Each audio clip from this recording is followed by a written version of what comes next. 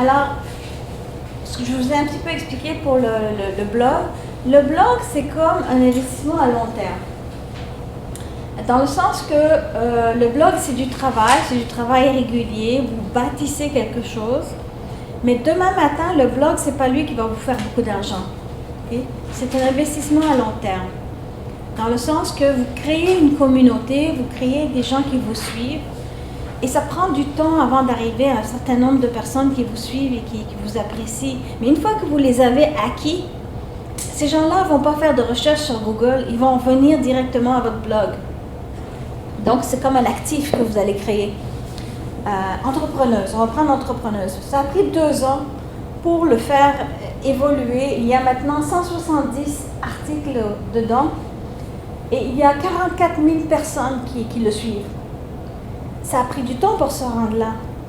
Et pour se rendre là, il a fallu que j'utilise les bons mots-clés. Il a fallu aussi que j'écrive, moi, des articles gratuits sur d'autres sites pour amener les gens à venir voir mon site. Parce que c'est un peu comme le chanteur qui est sur le trottoir, d'accord? Le chanteur qui est sur le trottoir, qui chante là, il va être connu seulement par les gens qui passent. Votre blog, il va être aussi inconnu que ça.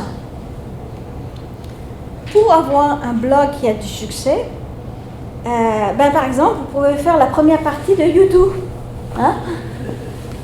Mais c'est sûr que demain matin, vous ne pourrez pas faire ça. Vous allez commencer par des petites salles, vous allez évoluer, vous allez prendre confiance, puis à un moment donné, un blog important, qui est connu, qui a beaucoup de trafic, va vous dire OK, propose-moi un article, même si c'est gratuit. Hein?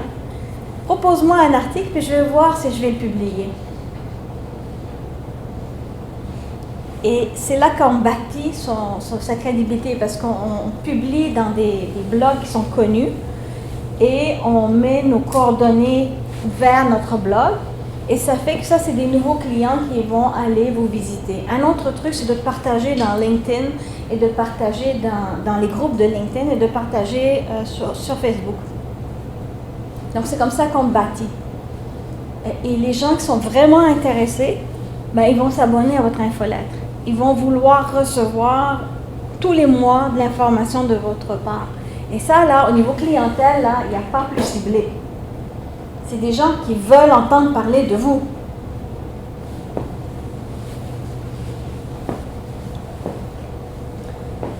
Donc, la stratégie avec le blog, c'est qu'on partage notre expertise, on le partage à travers, ça peut être des articles, comme ça peut être des vidéos qu'on met avec du texte autour. Là. On peut partager des vidéos YouTube dans un article pour appuyer. Les mots-clés vont amener à l'article, mais rappelez-vous que 70% du succès, c'est vraiment relié à votre titre et à la photo que vous allez utiliser. Les photos, on les achète. On les achète les droits sur 123RF, sur Photolia, iStock Photo. Ça vous coûte à peu près $1 la photo, donc ça vaut la peine. Et vous vous évitez beaucoup de problèmes. Parce que si quelqu'un voit que vous avez utilisé une photo que vous n'avez pas le droit d'utiliser, vous pouvez avoir une poursuite et que vous demandez des dommages. J'ai essayé de trouver le mot. Comme ça. Et c'est aussi pour la musique, en passant. Si vous utilisez de la musique, vous n'avez pas acheté les droits pour avoir le droit de le mettre sur votre vidéo, vous pouvez aussi avoir des poursuites. Ça aussi, ça s'achète. Une musique, ça peut s'acheter environ $35. Donc, ça ne vaut pas la peine de vous casser la tête si vous utilisez la musique de quelqu'un dans votre vidéo professionnelle. Alors, en gros, les erreurs les plus fréquentes, et je ne m'attends pas à ce que vous lisiez ça, quelles sont les erreurs les plus fréquentes que les gens font avec leur blog? Ils pensent que c'est le seul moyen de faire des ventes. Non, un site web, ce n'est pas le seul moyen de faire des ventes. C'est comme un des outils que vous allez utiliser pour faire des ventes. Le téléphone existe toujours et le réseautage existe toujours et il faut l'utiliser. Les contacts personnels, la différence, c'est que si vous avez un contact personnel avec quelqu'un, il va avoir plus tendance après à vous suivre, à être intéressé par ce que vous faites. C'est sûr qu'il y en a qui vont être totalement virtuels. Mais des fois, je suis très surprise. Il y a des gens Ils développent une relation avec vous totalement virtuellement, puis ont vraiment l'impression de vous connaître. Et moi, j'ai eu cette surprise-là, là. Vraiment, c'était vraiment comique parce que je suis allée à la chambre de commerce. C'était sur le bateau de la chambre de commerce. C'était un 5 à 7 qui était organisé de la chambre de commerce de Montréal. Et moi, je me suis dit, oh, je connais personne. Bon, je vais aller voir de quoi ça a l'air. Pour réseauter, parce qu'il faut réseauter. Je me rends à ce 5 à 7 et j'arrive sur le bateau. Il y a 3 femmes qui m'arrivent.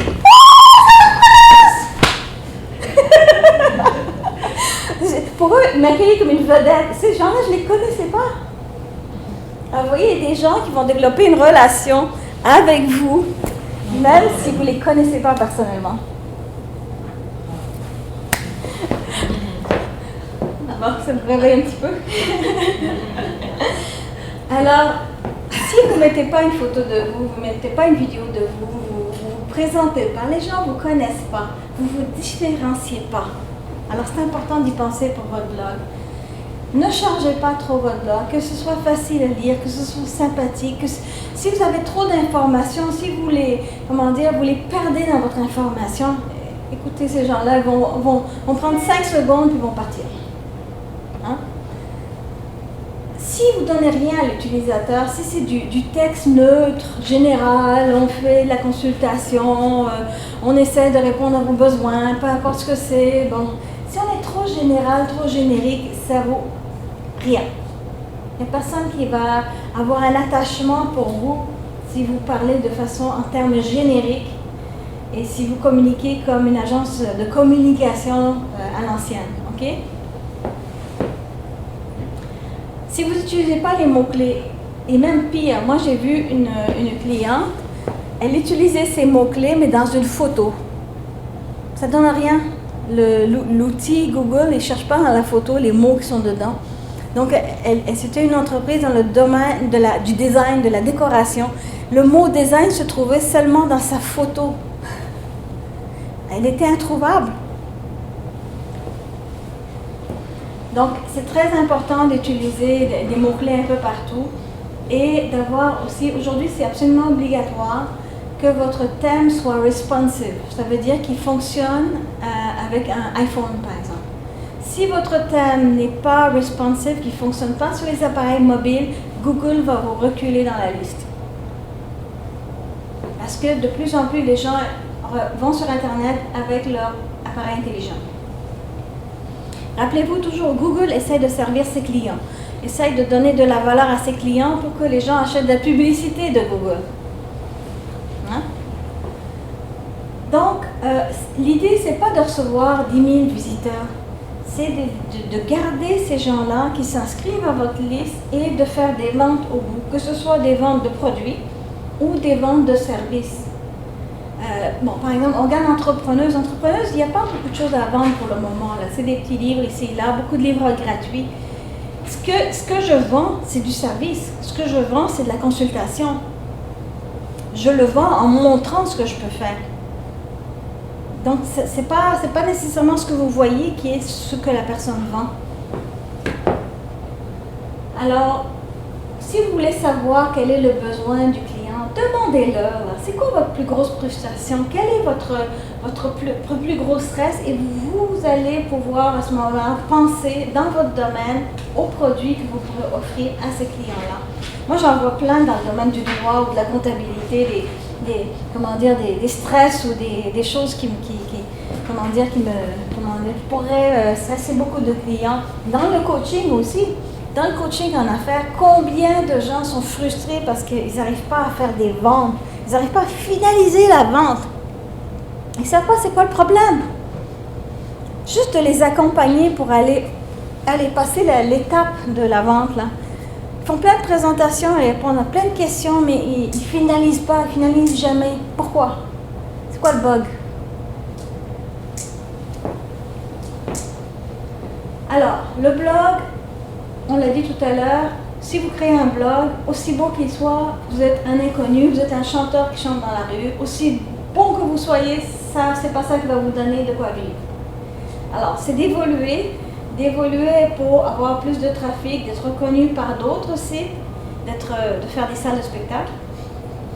et finalement de faire la place des Arts ou le Forum, ou le Centre Bell. On reconnaît mon âge. Donc c'est un peu ça. Alors, tel que mentionné pas mal de fois et démontré ici, vous êtes d'accord? Qui n'est pas d'accord que la vidéo est pas bonne? Bon, alors la vidéo c'est un outil extraordinaire pour vous faire connaître et donner de la valeur à vos clients. D'accord?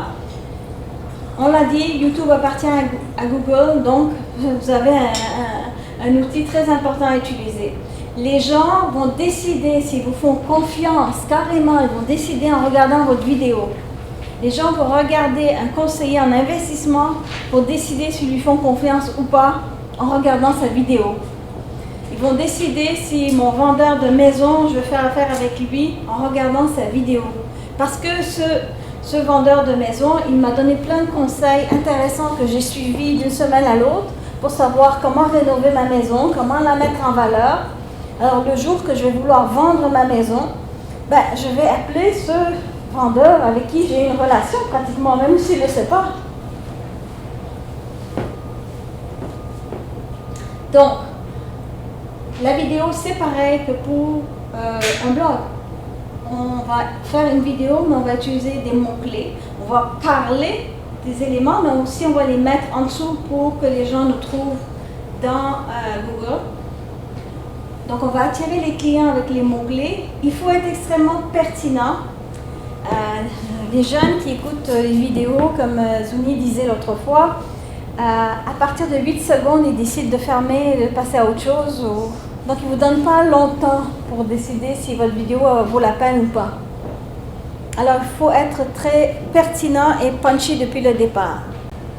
Alors en résumé, si vous vous en rappelez, on planifie notre coup. On planifie d'avance, on essaie de rejoindre nos clients, on va les engager, on va les convertir et on va interagir, que ce soit pour des produits physiques ou de la consultation, des produits virtuels, c'est toujours le même principe. Et par exemple, si vous planifiez pour Noël, pour voir qu'est-ce que vous allez proposer à Noël, vous allez planifier comment les 7 occasions, disons, que vous allez utiliser pour amener les gens à être intéressés à acheter vos produits pour Noël. Voilà.